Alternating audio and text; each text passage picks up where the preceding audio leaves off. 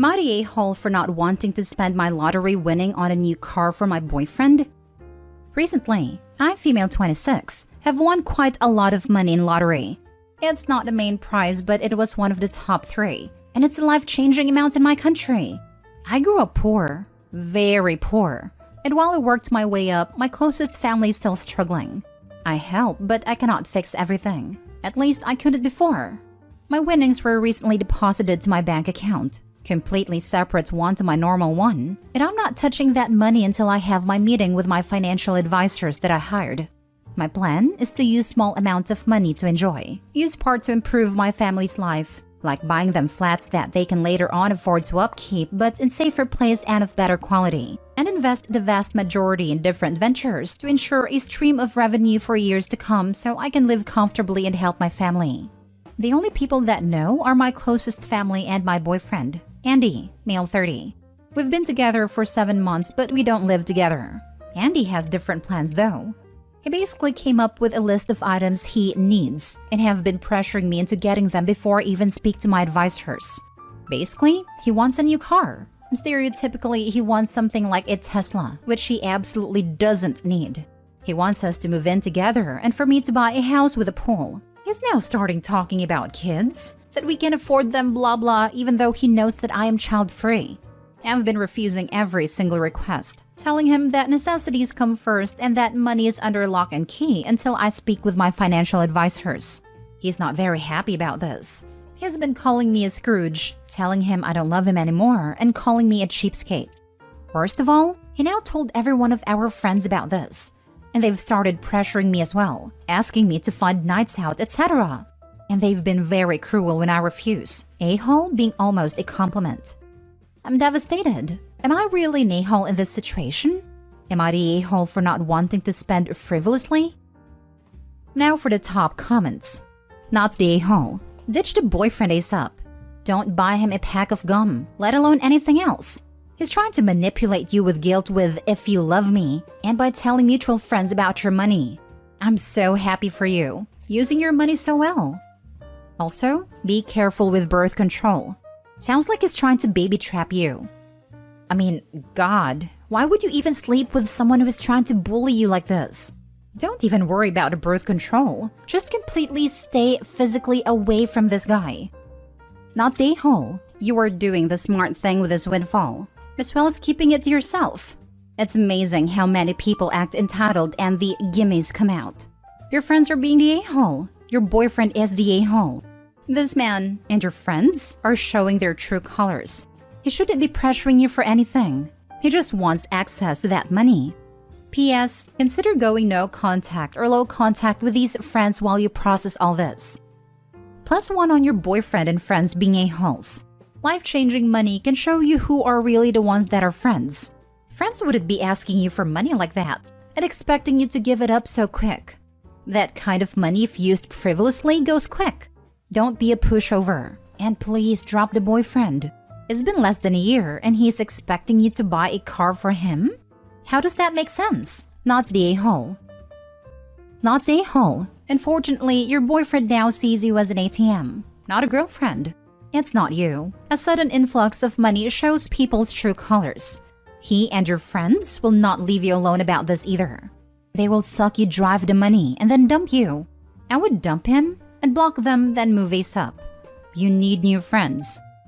I thought the exact same thing. Dump him, the friends, and move. I don't think I would feel safe with people knowing where I live. Next story. Am I the a-hole for pretending not to know my fiancé after she had a meltdown during boarding the plane and was eventually thrown off? I imagine I'm gonna get raked over the coals for this one. So, my fiancé, maybe not for much longer, and I were on our way back from a vacation recently. It was a great time, and everything went off without an issue. That is, until we started boarding the plane. Now I know better, so I only bring a small backpack with essentials in case I don't get my checked bags. I can survive out of this backpack, and it will always pass baggage check for size and weight. Done a lot of traveling, so why fight the system? My fiancé didn't want to listen to my advice though, and chose to bring basically a regular size bag that barely fits the standards of carry-on. but generally speaking, the airline worker doesn't want to deal with the trouble and allows it through. But this time, the airline worker was not having it. It was a packed flight. We were boarding last in economy, and it was just a crap show. I got through just fine first with my little backpack, but I could hear the argument from the boarding tunnel thingy, and it was getting heated. I was about to go back and try to smooth it out, but my fiancé rushed past and just boarded a plane. I assumed, not having heard it super clearly, that the attendant had given in and let her on. That was not a case. So, we found our seats and settled in. I was pretty tired, and I could tell she was upset, so I just kinda tucked into the window and put my hat down and tried to take a nap. But soon after, the airline worker and a cop shows up, and they're not messing around and want her off the plane. She tries to plead and cry, etc., but they're not having it. It may be in a moment of panic or just plain self-preservation. When a cop asked if we're together, I blurted out, "No," shaking my head emphatically. I got killed dagger eyes from her as she shut up and grabbed her bag and followed the cop out. She was also swearing and screaming the whole way out. Now, obviously, this is well after the event that I'm posting this. But when she did eventually get home after she caught the next flight out with the bag checked, lol, I was there to pick her up. She obviously thought I was the a-hole. And to be honest, almost everyone I know thinks I am, except my boss and co-workers, who for context were very much relying on me to be back on time, which I gave my word I would for a really important project that was time sensitive. They were all very happy I didn't get thrown off too. So am I the a-hole for this self-preservation? Not the a-hole. Get out while you still can. This is how she'll be forever. She'll never learn from this experience. Disagree. Nothing like the humiliation of a cop escorting you off a plane to learn that rules really are a thing. Loss of time, money, and public humiliation are very powerful teachers. And now Opie can reference this whenever she forgets her social decorum. Acting up in a restaurant? Jeez, I hope they don't escort you out of here like they did off that plane. But how is it possible an adult human needs that level of intervention? I have a hard time believing she'll reform. People like that just don't get humiliated. They get indignant and dig in on their wrong position harder. I couldn't deal. I'd be out. Honestly, I was ready to rake you over the coals. But now I'm thinking not the a-hole. This isn't like your fiancé had an anxiety attack over fear flying.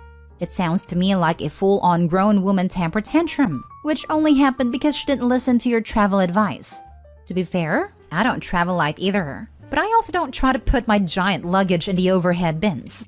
She did this to herself. I don't travel light either. I pay extra for luggage on flights. My significant other pokes fun at me about it with his backpack. But I say it's a luxury I choose to pay for. Next time he pokes fun, this story's coming out.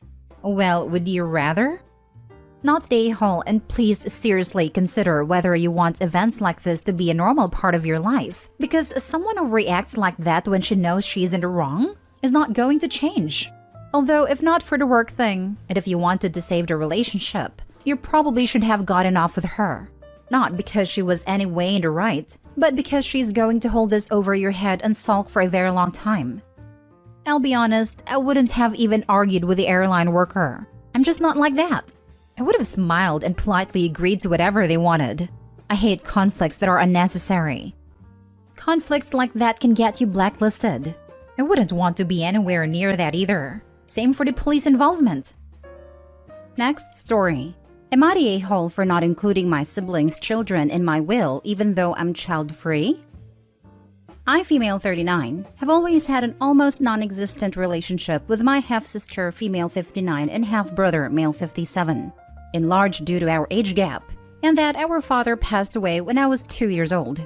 I grew up with my mother and always saw myself as a single child, even though my mother would talk about my siblings. Starting from when I was 14 years old, my siblings and I have made some attempts to create a relationship, but it has never worked. We are fundamentally different people. And if we didn't share a family connection, I would never have spent time with them. So we are low contact. I had a rocky start in my work life, having a degree I couldn't use. I got back to school for a new degree when I was 30. It worked out good, and I'm today working a high-paying job. For my days living on minimum wage and studying, I have learned to take care of my money. I was recently able to buy my own house, I don't have children, and no expensive hobbies. All this adds up to me being able to put money away each month, which is a big deal for me. Insecurity. When my father passed away, we divided inheritance. So my mother, as they were married, got 50% and us children split the other half equally. My siblings didn't want any of the memorabilia my father collected. Little value but cool things, so I have them now. Anyway, the other day my sister calls me. I'm a little taken aback, but okay, I can live with awkward small talk for 20 minutes.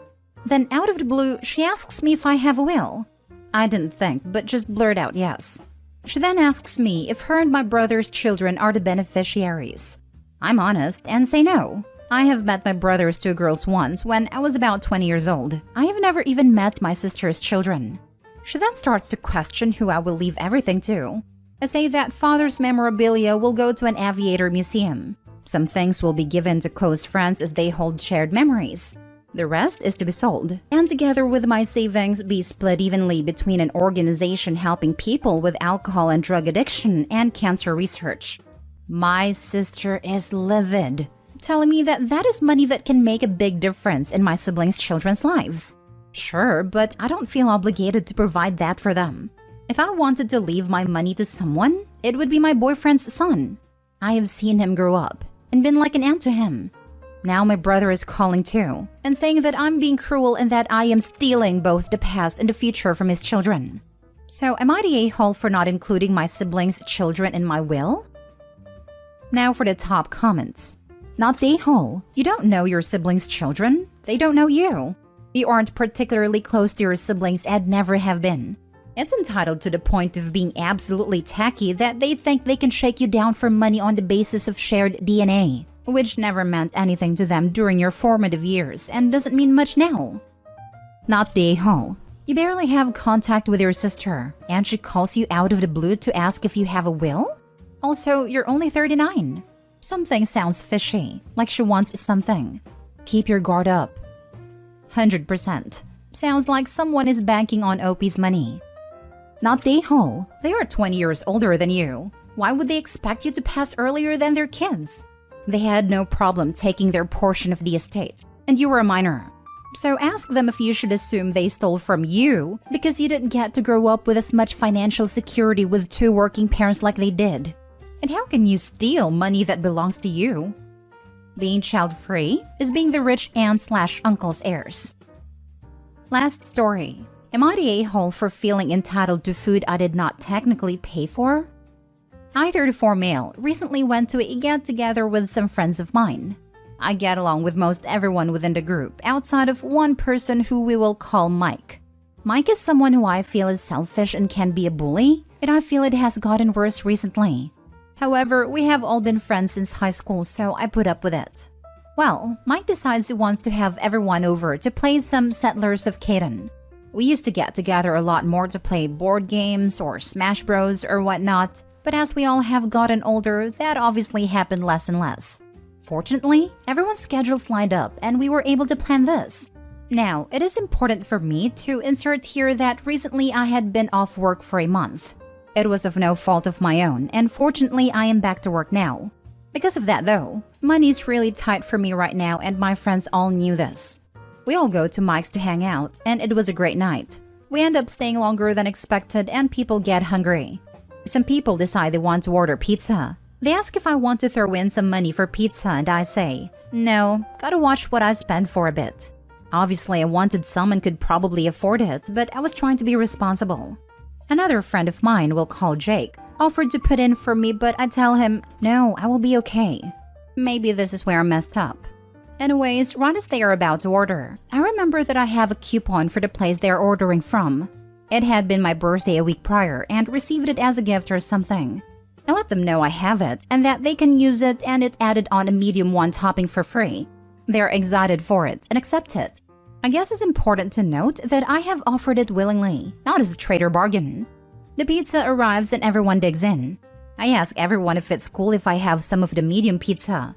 At first, Jake and a couple others say yes, but then Mike says, you didn't put any money in. Why are you asking for pizza? I explained that this pizza wouldn't even be here if not for me, but he says that it also wouldn't be here without him because everyone else paid for the other pizza. Jake offered to throw in a few bucks for me again, but Mike said it's BS that I tried to pull this. It really put a damper on the night, and I ended up leaving without having any. Mike sent messages in the group chat about how I tried to pull a fast one on everyone. Most everyone is trying to stay out of it, outside of Jake, who is still sticking by me. I understand that I didn't put money in, but I can't help but feel like he is making way too big a deal about this. So I come to you all. Am I the a-hole? Edit. There appears to be some misunderstanding, but the coupon was spend $20, get a one-topping pizza for free. Not that I just add on one topping to an existing pizza. An entirely new pizza was added. Wow, not the a-hole. Your coupon bought that pizza, so you contributed. But the guy has issues. Who tries to deny a friend food and humiliate them? Absolute prick. Dude, you got them a free medium pizza. Does Mike want to pay you back for that? Unbelievable. Mike is totally the a-hole here. Did he read the first chapter of A Christmas Carol and see a life path? Jesus Christ. Even if the guy hadn't had a freaking coupon, if he were at my house, he'd be eating. Opie's friends angers me too. It is food. Opie, you are not the a-hole by any stretch of the imagination, but you need better friends. Not the a-hole. You didn't assume and take pizza. You asked for a slice of the pizza your coupon provided. My friend group would have looked at you like an alien and go, duh, we aren't just going to eat in front of you. So long as this wasn't a constant thing. Mike doesn't sound like a great friend. Agreed. This whole thing is strange. Someone is having a tough time. Friends help out. If this is how Mike treats a friend, imagine how he treats strangers. Opie, not the a-hole.